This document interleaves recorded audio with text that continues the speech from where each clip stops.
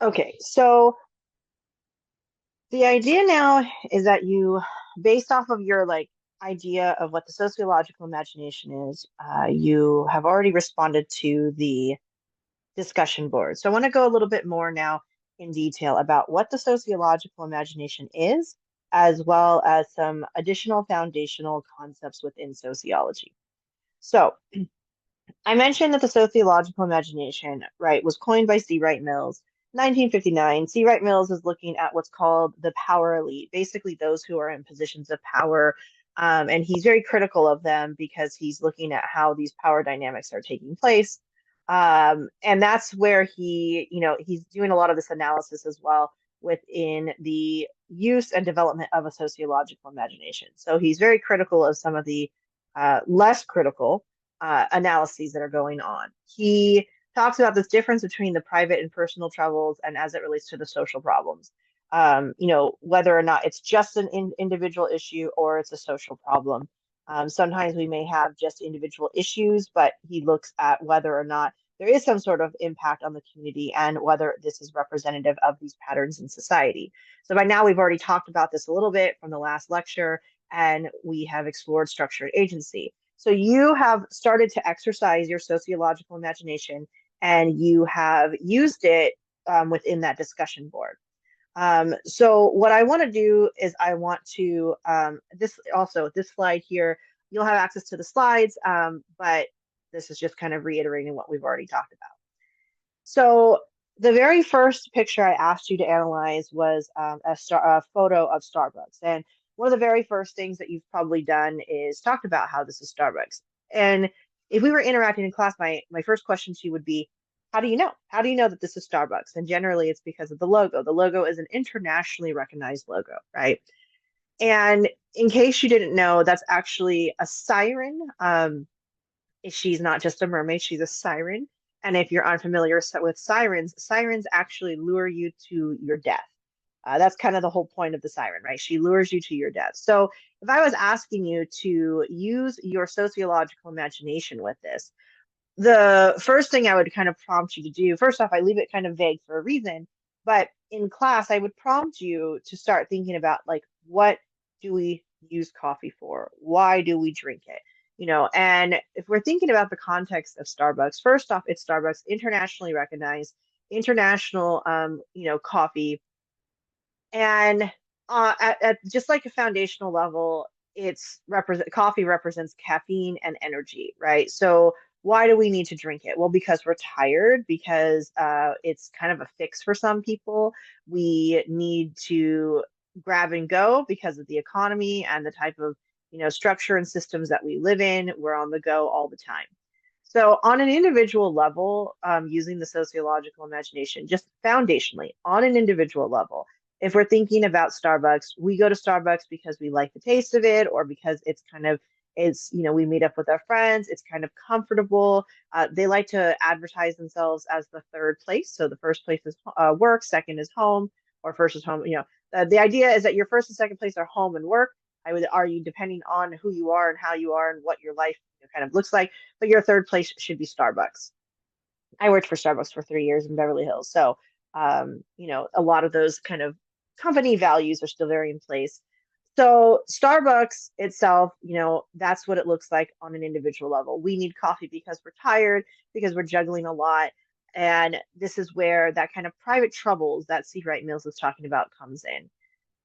Meanwhile, the barista is, they're tired because they have to work a lot. They don't have time to go use their health insurance. They have to interact with employees as well as customers. There's a wide range of things that's going on. But what the sociological imagination allows us to do is to push beyond just the scope of that. What we're doing basically at this point is we have to understand the questions of why. So why are we so tired? Because the economic structure depends on it, right? We have to be productive. We have to exist in this grind culture just to get by. So we're tired because we're going to school and we're working and we're juggling family and we're juggling, our own struggles and everything on an individual level. But then we go and we purchase that cup of coffee so we can go rinse and repeat every single day. We get our cup of coffee, we go to work, we make somebody else a bunch of money, some big CEO or somebody who is reaping the benefits of our labor. Um, so we can go home and do the same thing every single day. Meanwhile, the barista is giving you the latte, who is doing the same thing, right? They're making this latte, they're handing it to you. So that way, some big CEO at Starbucks can continue union busting and shutting that down and sending money overseas while, you know, ravaging the resources of other countries and farmers and not paying them what they're worth simply for that single cup of coffee that they're handing off. And they have great benefits, but they can't use those benefits because, you know, the wages are low or they're not granted time off.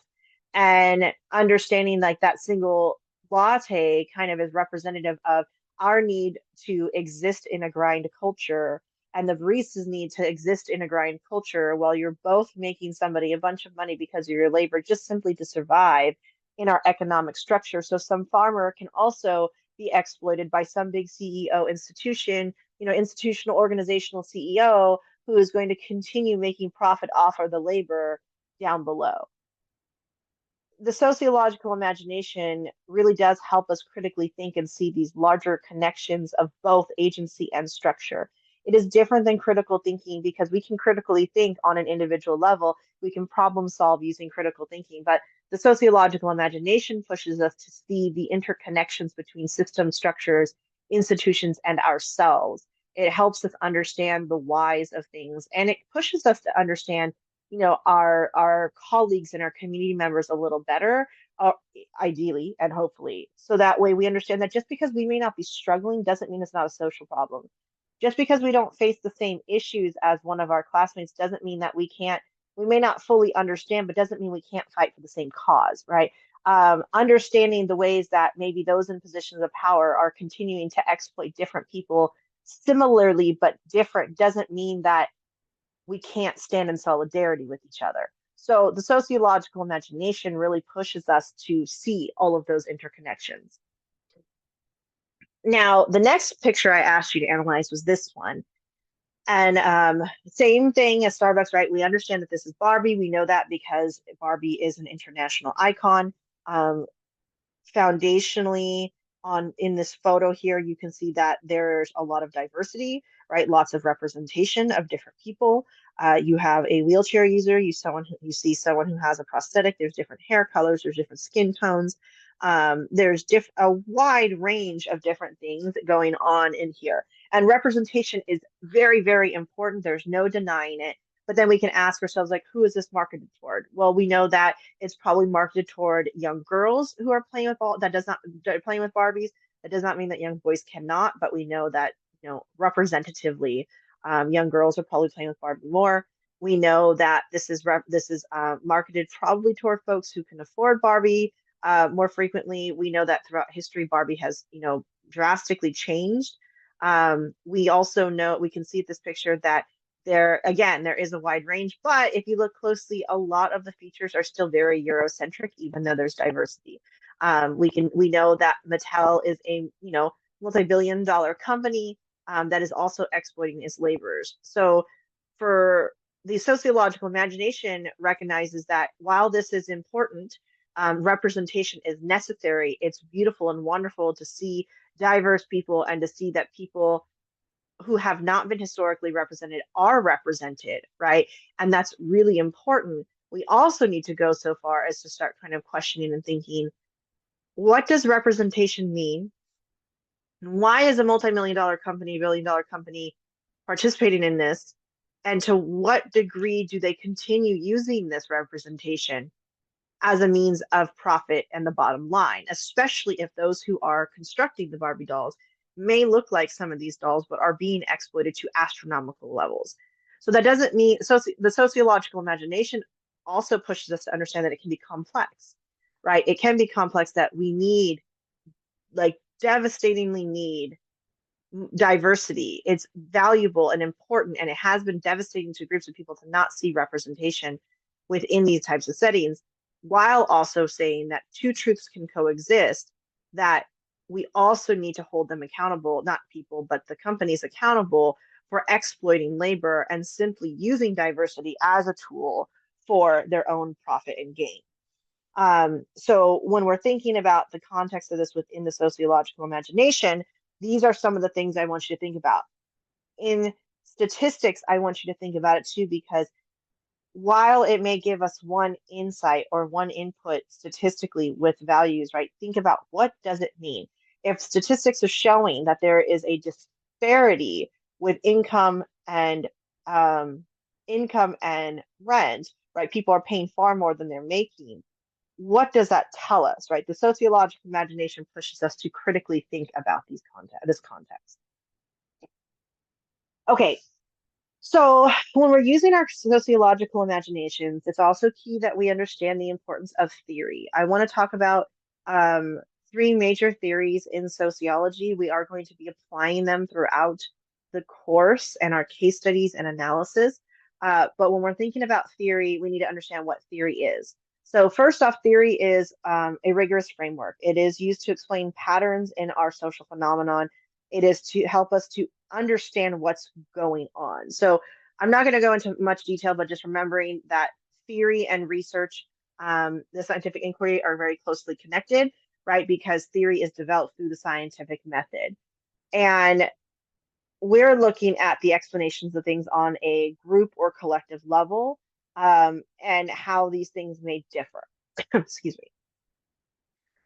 Okay, so within theory, we have kind of macro level theories and micro theories. Macro theories are large scale, micro theories are smaller scale. So when I say micro theory level theory, though, it does not mean that it's like individual, like theories on explaining human behavior on an individual level, like why I behave a certain way.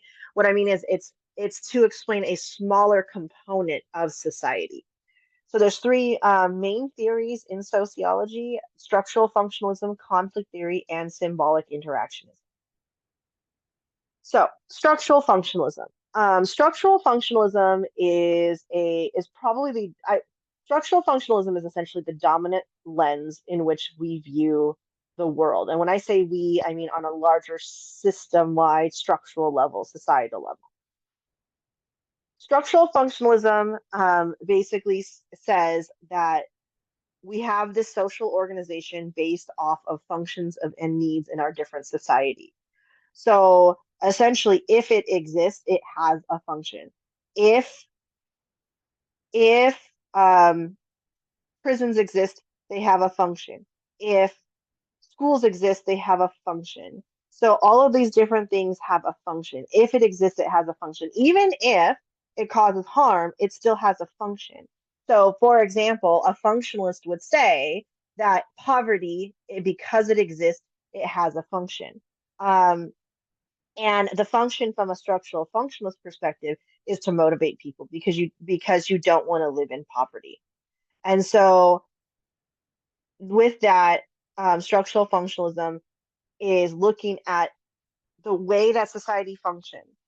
It looks at the larger consensus of society while putting the responsibility and blame on individuals, and oftentimes.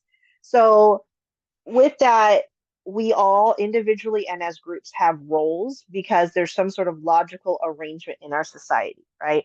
So the idea of structure, within our structure, things are structured accordingly. We all have different roles that we need to fulfill, and those are kind of determined as a way to distribute labor. Where it gets funky is that if we aren't fulfilling these roles, that's what causes the dysfunction. Another thing about it, though, is that it also dismisses the way that structure may set up certain situations intentionally to continue to marginalize and minoritize individual people. But I'll get into that. So with structural functionalism, right, each part of society has a special function, and with that, we have to meet the needs. So Parsons specifically is looking at like the family being the primary institution, and that society really needs to meet the needs of the family. Um, in very, thinking about the context of the time, very heteronormative perspectives. But in this case, Parsons, says that the father has the instrumental tasks, like the, essentially the important ones. providing financial support, and decision making. And those are the instrumental tasks in the family unit. And the mother has expressive tasks, so caring for children and providing emotional support. Society has to meet the needs of the family so that way these roles, though, can continue to be upheld. So that way the instrumental tasks can be met by the father and the expressive tasks can be met by the mother. Everything kind of revolves around the family. Meanwhile, Durkheim talks about society needing equilibrium. There needs to be some sort of equilibrium so we can continue functioning. And that society does need to adjust, though, to make it stable. So, for example, and I say criminals into law-abiding citizens loosely, in the sense that we know that statistically speaking, the criminal justice system has unfairly targeted, folks of color. But in this way, from a structural functions perspective, society needs to make things, need to provide situations to adjust to make society more stable. So, how do you reduce crime? You implement prisons. For Durkheim, it's really a big focus on equilibrium and a division of labor. The idea should be that we are constantly trying to make society stable. Now, with that, he also looks at assimilation, though, to some degree, and that we need to be assimilating so we have a shared beliefs and we have a consensus. One of the biggest struggles is that it kind of lacks a little bit of diversity. Durkheim does a lot of great work, and he, at the time, really was a big advocate for, humanization. So I'm not trying to say anything negative about Durkheim himself, but for him, it's really about equilibrium, harmony. So the idea is that we need to have some sort of sense of like norms and some sort of norms that we've all agreed upon. So if there aren't any norms or there are too many norms to adhere to, it can cause a sense of chaos or anomie. In that case, when there's a sense of anomie, there's no, well, he says there's no, like, we don't have a moral guidance as individuals. A really good modern example of anomie in our society is when COVID-19 hit and we were opening things back up, and it was a matter of wearing masks. Some groups' norms were to wear masks, some groups' norms were to not wear masks, some groups' norms were to wear masks in certain situations. It really depended, and that's caught, and from a Durkheim perspective, that caused a sense of anomie because there were too many norms across the different groups, and it caused a sense of anomie, a sense of chaos. And that's where from this perspective, that's where some of those struggles came from. And then foundationally, structural functionalism also relies heavily on this idea of meritocracy. It's this perception that we can climb the ladder and do really well if we have, skill and hard work. Those who are the best of the best are the brightest. Those who are the top with the most money are the hardest workers. That's essentially the heart of meritocracy, right? Is that you work hard and you have skill, you're going to do well. Problem is that we know that that's not true, right? There are many people who are working really hard and are incredibly bright, but didn't have access to resources, or weren't in an opportunity to be able to exemplify that, or didn't know the right people. So this idea from a functionalist perspective is that meritocracy is kind of the guiding principle. So we just all need to work really hard. A documentary called Race, the Power of an Illusion. They talk about the idea of pulling yourself up from the bootstraps. If you've never heard that phrase, it's the idea that like you just work hard and you can pull yourself up and out of anything. Now, I'm not saying that we shouldn't be working hard and working for the good of our community or working to better ourselves. It's not what I'm saying. But in the documentary, the person was saying that how can you pull yourself up from the bootstraps if you were never given boots? Some people are given boots straight from the get-go, and others they're taken away or were never given them. So thinking about that, the idea of meritocracy, we do look a lot at the myth of meritocracy because who defines what hard work is and what skill is very dependent upon those in positions of power. Okay, conflict theory is another one. Structural functionalism and conflict theory are macro level theories. So conflict theory is basically the idea that society is in a constant state of conflict. It's essentially our organization in relation to conflict and how conflict is built into society. Over the years, over the last several, like over the decades, there's kind of two schools of thought. One, that conflict is just naturally embedded in our society, and then the other that we are essentially socialized into conflict and that we can break out of it. Regardless, though, conflict theory is looking at the power struggle over resources. So who benefits, who loses, the haves and have-nots, who has designed it that way. They also look at struggle and resistance. So who is maintaining most of the wealth, who's maintaining most of the power, and to what detriment of what people, and then also explains why there may be some level of resistance. Karl Marx, his ideas really are a lot of the foundation for this theory. Now, with that, I want to note that some people have heard a lot of really bad things about Marx or Marxism or Karl Marx. Marx just wanted to write literature, actually, but he saw so much exploitation going on that he didn't feel like he could do that yet. And then the poor guy ended up dying before he had a chance to. And the reason is that he saw the level of exploitation going on at the time of those in the working class or the proletariats by the capitalists and the bourgeoisie.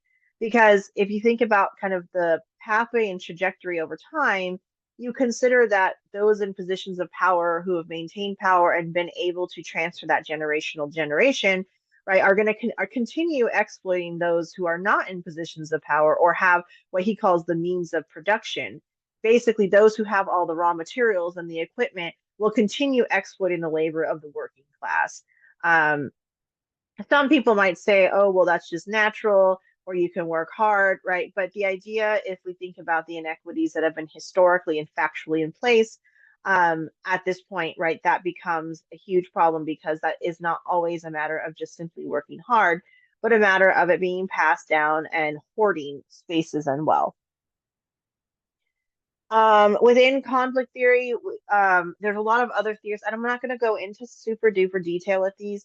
Weber's another one. He looks at the connection between Protestantism or that Protestant work ethic and capitalism because of like the idea of hoarding wealth. So, you know, God's favoring of people based off of how much they hoarded kind of helps contribute to capitalism. Capitalism is an economic structure or system. You will hear that a lot of sociologists will critique capitalism. My stance on that is that we have yet to see an economic structure that actually is of the people, for the people, by the people. And just because we are against one particular economic structure does not mean we automatically subscribe to something else, especially in the practice that we've seen it in this in you know our social world. A lot of conflict theorists are looking at critical theory. So Adorno is another one who looks at culture specifically, and how a lot of times there's this disparity or discrepancy between cultural values and norms and who is deciding on what's valuable. Feminism, critical race theory, the critical disabilities theory, lack crit theories. Those are all also they're not conflict theory themselves, but they are kind of nested in the same category. And then we have, sorry, then we have, and then we also have, and then we also have symbolic interactionism. So symbolic interactionism is essentially the meanings that we create. So one of the things I always talk about is how the middle finger does not inherently mean F you, right? We don't come out of the womb automatically knowing that that means F you and has some sort of negative derogatory meaning to it. The idea with symbolic interactionism is that we've attached meanings to things and we've created these meanings through both our collective and individual experiences. There's no biological basis to the meanings that we've created. Otherwise, it becomes what's called biological essentialism. So that does not mean that we do not have some sort of biological basis for who we are, but rather not every single person of the same race is going to behave the same. Not every person of the same sex or gender or anything else that's created is going to be the same. And yes, I did say things that are created because the idea of sex being a binary of male and female is also a social construct because there are 6 different karyotypes and there's intersex people that absolutely exist. And if we pretend like that's not the case, that ends up completely dismissing and diminishing any race and groups of people. That is why we look at that from the idea of meaning making and symbolic interactionism, because we understand that these contexts of what we understand, how we understand it, is dependent very heavily on what our society has said and what our society has done. So essentially, it's this idea of social construction and the meanings that we make. That also influences our interactions and how we create those meanings through those interactions, the shared meanings, transmitting knowledge from one group to another group.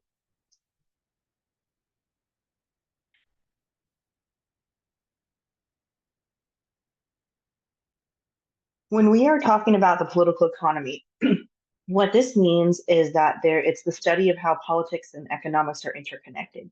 So essentially how our politics impact the economy and how the economy impacts our politics. This has a lot to do with what is useful and valued, how social reform is engaged. It can play a significant role in the laws and policies institutionally and structurally that change and take shape. The political economy is a dive into the ways that our economic structure influence the political world. And remember, when we talk about politics, especially sociologically, we're not talking about politics in the context of Republican or Democrat. We're talking about politics in terms of our policies and everyday practices and how those influence our daily lives. So, in terms of political economy, of course, in the context of the United States, the bipartisan kind of relationship does play a role in that, but we're not looking at just that because that binary thinking oftentimes disrupts our deep dive and an analytical understanding of the political economy and how things take shape or don't take shape and why our everyday lives are impacted by that. So some questions that we can ask when we're thinking about a dive into the political economy is why is wealth increased, but the distribution of said wealth has not? So thinking about government wealth, thinking about the number of millionaires, thinking about access to this wealth, thinking about wealth on a global level. Why has why has wealth overall increased, but the distribution has not, and that these disparities are becoming wider? When we're looking at the political economy, we can also look at how there's been a huge increase in technological change and innovation. Sometimes I use innovation loosely in this case, but looking at why there has been a big increase in technological change and innovation, but there's still huge levels of inequality and the disparities are widening. Why is trade oftentimes under attack, despite the social and historical conditions that trade has played in the development of different countries, as well as not even positive development, but the disparaging narratives produced, as well as the negative consequences like ruining resources and taking land and space, even when trade has played a significant role in these interactions. Now, when we're thinking about higher education questions specifically within the political economy, we can look at some other specific questions like why are certain investments valued over others in terms of higher ed investments? Why are certain fields valued over others? So, kind of going into the next one, thinking specifically around STEM, why are certain fields valued more than others? Why aren't there more initiatives and funding for the humanities comparatively to STEM? So these are all some questions that we can ask when we're thinking about a dive into the political economy and higher education and how this takes form in access to classes, in research funding, the number of people that are provided funding for their education, and that's another question we can think about too is why are tuition costs increasing when certain fields are not necessarily adequately represented, even though enrollment is. So these are some questions to kind of think and hang on to as we're thinking about some of these additional concepts around the political economy, social stratification, and neoliberalism in higher education, and kind of hold on to those when you're doing your readings as well.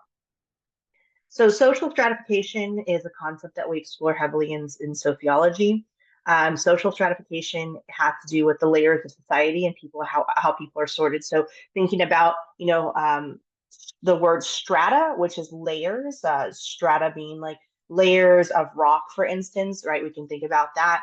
Obviously not to that degree because we don't want to dehumanize people, hence why it's social stratification though. So the layers of society and how people are sorted. We can be stratified by race, skin tone, color, gender, socioeconomic status, sexuality, disability, more like religion, for instance, geographic region, language. Those are all ways that we can be stratified.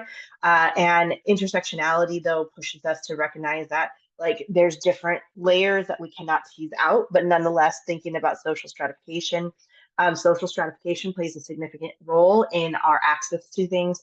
Thinking back to Weber and his idea of life chances, which is that our life chances are dependent upon the way that we're socially stratified, essentially. Social stratification and education, some things to kind of ponder on is how like social class plays a role in access to higher education. So which types of colleges you can go to and what is valued or not valued in terms of education, some of the narratives around education, some of the predatory natures of for-profit colleges, for instance. There have been some interviews and studies out there of people who have worked for for-profit colleges who have been told that they should specifically reach out to people that are living in poverty or single mothers and very particular demographics. And it's very predatory. And they prey on people who really do want some sort of formal education, but at the same time, perhaps don't have the time, money, or access, but they can, get loans and things of those nature. So thinking about how social stratification it influences the type of educational practices, specifically in higher ed, the respectability of these institutions. So the narratives around, UC schools versus CSU schools versus community colleges, as if they should all be pitted against each other. These are all kind of some things to consider when you're thinking about the context of higher education. Also, who has the ability to not work while they're going to school or work part-time, and how these play a role in even access to the classes and the interactions with instructors. So social stratification can go everything from the individual level to larger scale collective stratification. Some studies have highlighted, specifically Strong from 2007 notes that as formal education increases, social classes become more defined. So the idea of education is that it is the great equalizer. Essentially, this great equalizer means that it makes things more equitable, more equal, right? We have more access to things in life. But unfortunately, within our economic structure, what happens is we see that as formal education access is increased, social classes become a little more defined. Now, this is not to say though that if you come from a working class background or an impoverished background, that you will forever be in that. What this is saying is that because of the idea of this concept of legitimate power, if you come from an upper middle class or upper class background, you have more access to go into formal education, right? To exit it with less debt. And that's why the social classes become more defined, not necessarily because it's just forever destined that way.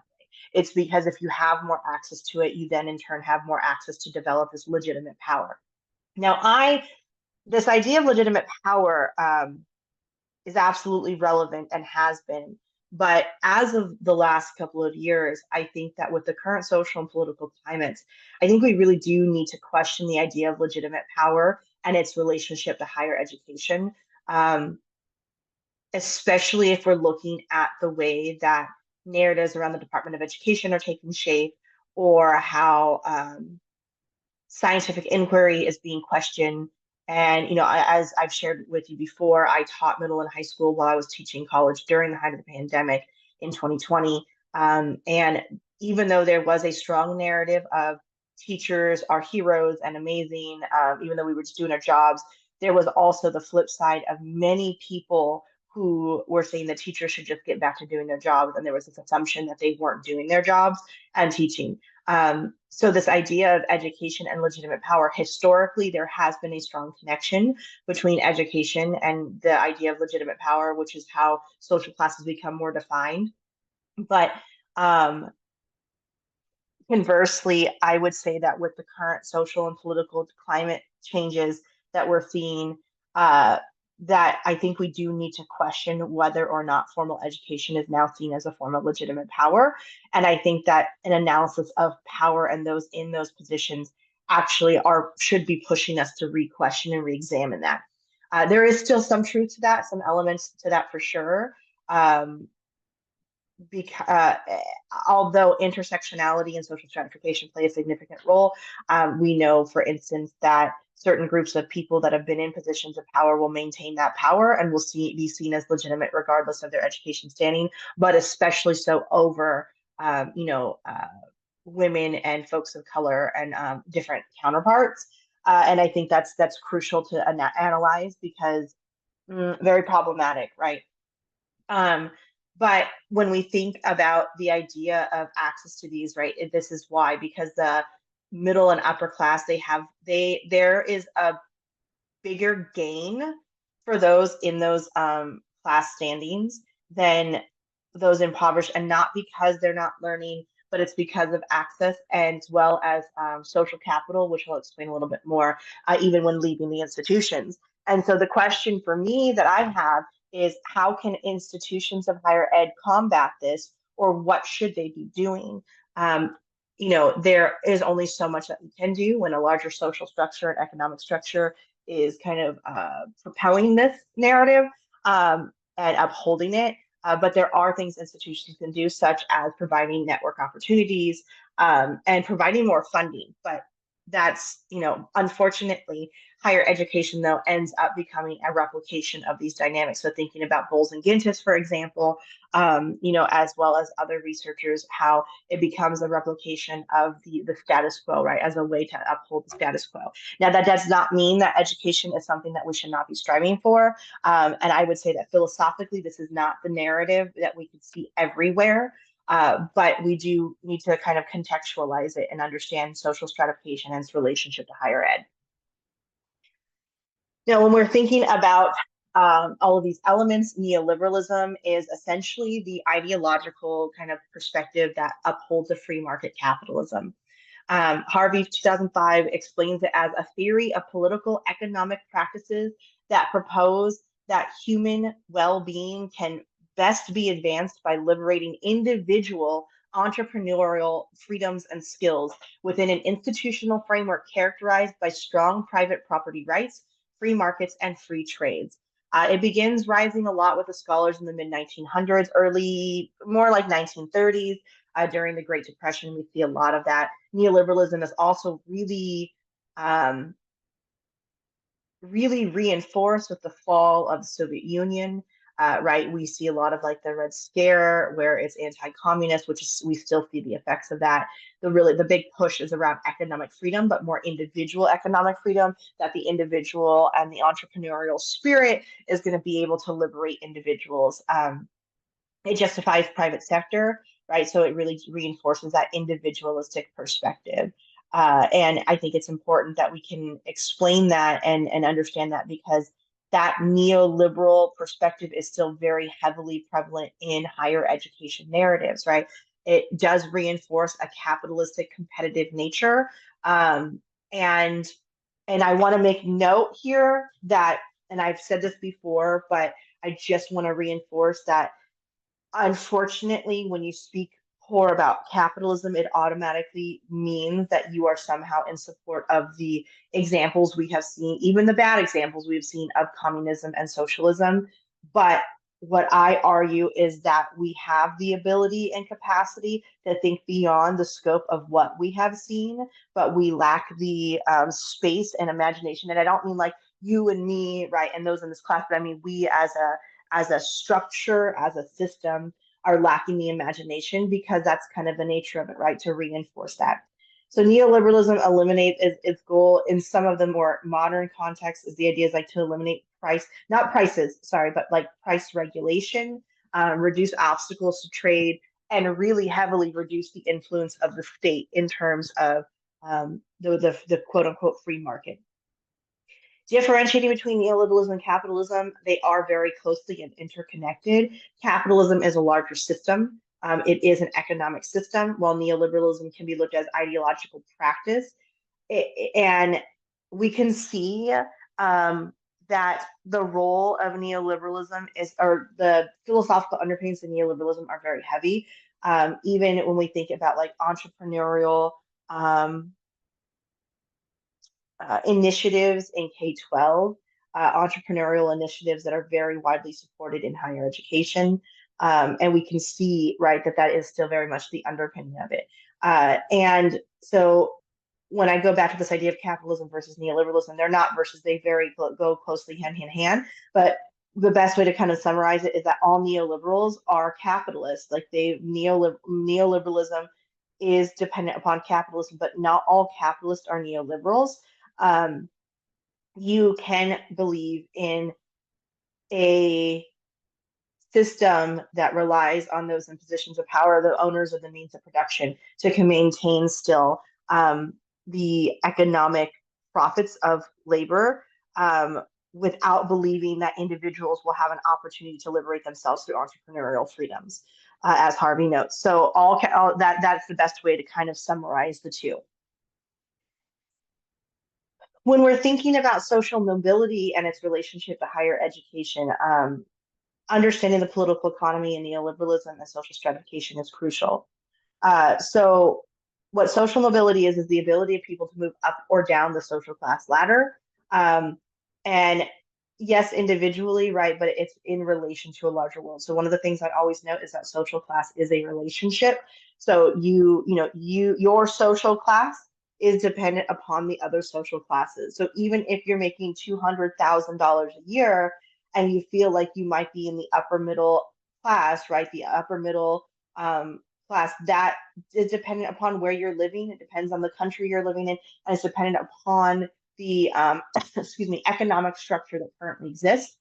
Um, Time changes that as well. So it's not just a number, it is in relationship to the other social classes, right? So, and unfortunately, you cannot have rich if you don't have poor within an understanding of this social structure, within this economic structure, because it is a relationship.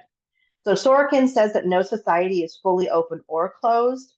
He's writing this in 1927, but we can understand that even in caste systems, there might be some mobility, but in general, especially in caste systems that exist, it is near impossible to move.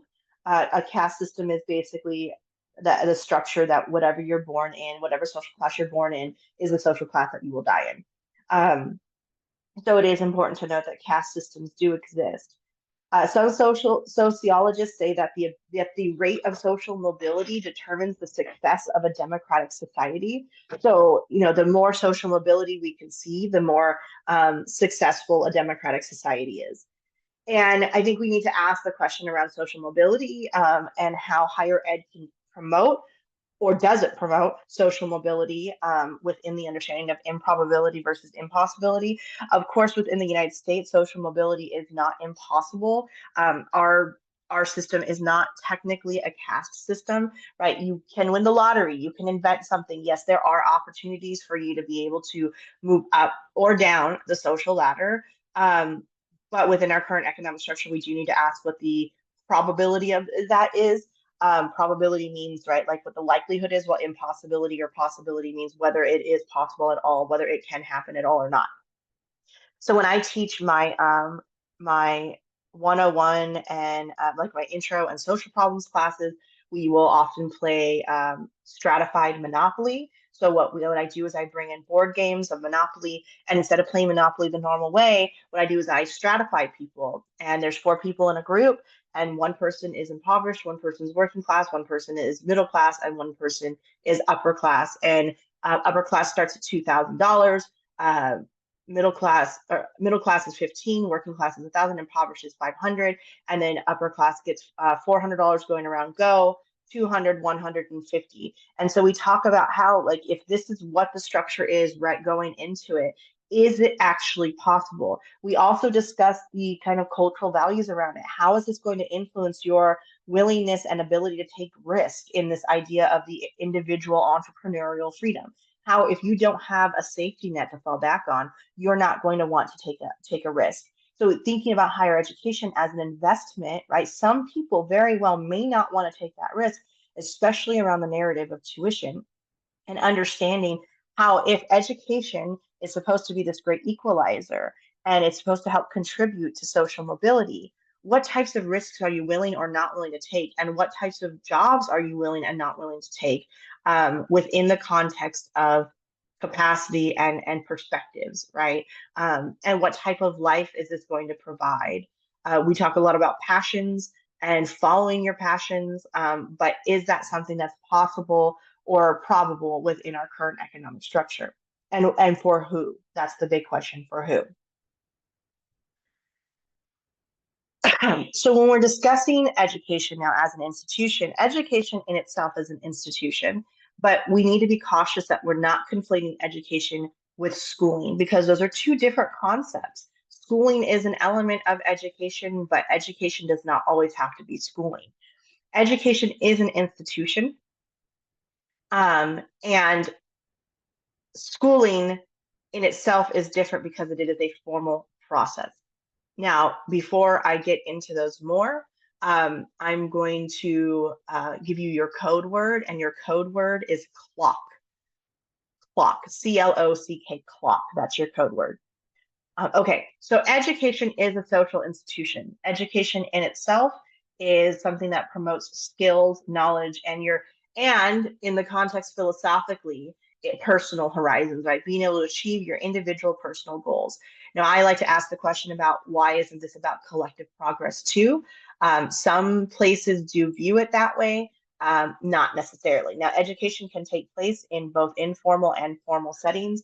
You are educated through your family, you're educated through the internet, you're educated through your friends. Now, we do need to be cautious around misinformation, of course, but nonetheless, different settings provide different types of education. Now, schooling is different in that it is a formal process, oftentimes with pre-designed curriculum, lessons, student learning outcomes, and there can be specialized settings. So thinking about like colleges and universities and the differentiation between them, trade schools and vocational schools, those are all different types of settings where schooling takes place.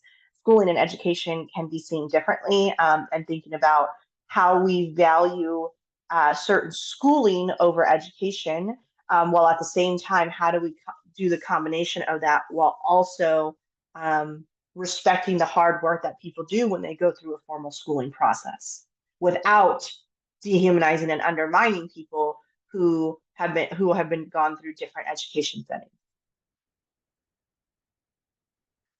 So when we're thinking about this, I want to also kind of end on some theoretical perspectives. So the first one is functionalism in higher education.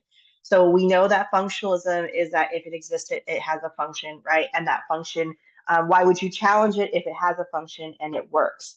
So a lot of education is connected to, especially higher education specifically, is connected to family and economic systems and structures, and how we use that to make sense of our individual circumstances, and to move about our position. Social mobility can be intergenerational or intragenerational. And so social mobility within a functionalist perspective is helping us understand how both our family benefits or doesn't, as well as our individual. So in this case, intragenerational is your individual social mobility. So, some folks will stay in their social class for the rest of their lives, but intragenerational social mobility is, let's say you were in a working class social class for most of your 20s, and then your career takes off or something, and now you're in the upper class in your 30s and 40s. So that is intragenerational, while intergenerational is the change in social mobility across generations. So let's say if your family came from a working class background and you went to if your family was from a working class background and you went to middle class, or it's not always up. We also know that social mobility can exist up or down, which even that language in itself we can recognize as problematic, but that is the perspective, which means that it is rooted in hierarchy. But nonetheless, this is how social mobility takes place. So we have intergenerational and intragenerational. And from a functionalist perspective, higher education can play a role in both intergenerational and intragenerational social mobility. Thinking about social, how we learn and are socialized, going back to Parsons' perspectives of it, where family was our primary and then schools are secondary. Um, it's a little different in higher ed than K-12, but we can think about how higher ed can help us learn the social norms and supposed social cohesiveness within a larger context of society. So understanding, how to what it means to be professional. And again, that we can have discussions on that because even professionalism can be rooted heavily in colonizing perspectives. Uh, Nonetheless, we're still learning those social norms, right? Functionalism also means that we should be learning the necessary skills. So thinking about the emphasis on skills versus philosophical underpinnings, how philosophy is being ripped out of schools and like universities and colleges, and the emphasis is on reproduction, not necessarily critical thinking. And I don't mean that necessarily in higher education institutions, but I mean in the larger social context. Functionalism also looks at how a lot of our higher ed should be rooted in meritocracy. So the idea is that when you're in an institution of higher ed, you should also be demonstrating your potential and capacities and capabilities because that's the goal of meritocracy, right? You should work really hard, be super bright, and then demonstrate that. So functionalism for higher ed means that we should be rewarding competitiveness, and that competitiveness is under the assumption that there is an equal opportunity. So everybody has the equal opportunity to achieve the same skills, the same education, and then in turn we are going to reward those that competitiveness accordingly. Now, conflict theory, though, looks at it a little differently. So functionalism does say that, going back to the idea of meritocracy, so that higher ed does have full capacity to help with social mobility. And conflict theories say maybe not so much, that it reproduces it. They do not deny that education is valuable. And we can see, right, that, learning and education is crucial for, being able to, there is a strong connection between power and fighting for your rights and education and understanding. We know that, but looking at it more from like a formal education perspective, it's not really what's happening. It really reproduces these social structures that we see instead, because it solidifies privileged social positions across generations. So if you haven't heard about legacy admissions, you might want to do a deep dive into them. But thinking about that's basically if your family members, your grandpa, was admitted to Harvard, for instance, then you essentially are almost guaranteed admissions into it. Versus the ripping out of affirmative action, which was argued that it was racist, even though white women have benefited from affirmative action than any other group. Nonetheless, affirmative action still was very crucial and it helped a lot with leveling the playing field. But thinking about but not a ton, especially if white women were the number one group that benefit from it. Nonetheless, we can see how legacy admissions, for instance, even in formal institutions of higher education, have solidified these privileged positions across generations and are going to maintain that upper class standing from an intergenerational and intragenerational perspective. Conflict theorists also look at how the power elite, and I use elite in quotations because that means better in a way, but how the power elite will just simply start changing the requirements unless we have a radical change within our structure that that oftentimes even as people begin experiencing that, the power elite will just simply start changing the requirements. So there is a lot of narrative around how a bachelor's degree is the same as a high school diploma now, or a bachelor's degree has lost its value. We can think about how that narrative can reflect that feeling that the power elite are simply changing their requirements. And while there might be some truth to that, I don't disagree or deny that. We can also see that those disparities are taking place even without the requirements, but rather just simply because of power. When we're thinking about higher education, it's also critical that we look at cultural capital and social capital, both terms that are supported and really fleshed out by Bourdieu. So cultural capital is basically how much value your cultural artifacts play, being able to understand the cultural norms, the language, the values, the norms around that. While social capital is your connections and networking. Some people are born with more social capital and cultural capital. That is not to say that we should view it as a deficit way of thinking, but rather we should radically change the idea of it's who you know, right? And our systems and structures instead are valuing or devaluing other people. So thinking about how English is something that people are really vying to learn, not because they don't want to know or be connected to their own languages if English is not their first language, but rather because it maintains a ton of cultural capital. So Bourdieu is looking at this and thinking about higher education. I want to kind of push you to think about, are there decolonizing perspectives outside of just a class that talks about decolonizing? If you're unfamiliar with the phrasing decolonizing, right, it's the idea of not holding colonial settler perspectives as the dominant perspectives, and what should be held onto as the dominant narrative, what we should be taught, things of that nature. So are decolonizing perspectives approached in many of your classes, assuming that it's not just a class around that? Is it, are there deep systemic analysis of how these things play a role, or is it just a matter of cultural reproduction? Cultural reproduction being a reproduction of the cultural norms that are in place. Oftentimes, higher education acts as a vehicle of cultural reproduction, according to cultural and social capital. Even though there are a lot of equity initiatives, a lot of them are still very much a functionalist perspective because it's still within this kind of neoliberal perspective that does influence the political economy. So, understanding how these sociological theories really kind of take shape and can help us understand why things are the way they are, and then motivate us to continue pushing and fighting and speaking up within whatever capacity we have is crucial. So then some final thoughts. So with all of these around policies and laws, a lot of these are intertwined with the political economy. Higher education is deeply connected to the political economy, not just within education, political economy, but also larger social structure. So thinking about STEM and what that means for the military industrial complex, right? And how STEM might reproduce colonial perspectives because of the fact that there is a lot of westernized perspectives. And that's not to say I am not anti-science by any means, but kind of looking at how cultures and communities have utilized science in their everyday to maintain freshness of their food and to help keep bacteria at bay, even outside of just a typical westernized perspective of science.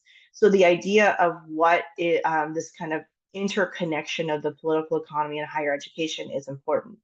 Neoliberalism is unfortunately the guiding political ideology in a lot of this, right? There's a big push on, when you graduate, what type of job are you going to get? And sociopolitically, that's necessary. I'm not going to pretend it's not. I'm going back to the last lecture, right, where I discussed the difference between sociopolitical and philosophical understandings. I'm not going to pretend it's not. But we can question institutionally what responsibilities do institutions have to reject neoliberal guiding philosophies and how that can take form in the political economy. We also should be asking ourselves around social mobility and what can we do with that, and how can we reimagine a more just future that rejects a lot of these narratives. What are some ways that our institutions can be held responsible for this? And it's really hard. We can see firsthand how hard that is. But I don't want to maintain a mindset of hopelessness either, because that's very easy to do. So you don't have a discussion board this week, but I want you to think about some of these ideas.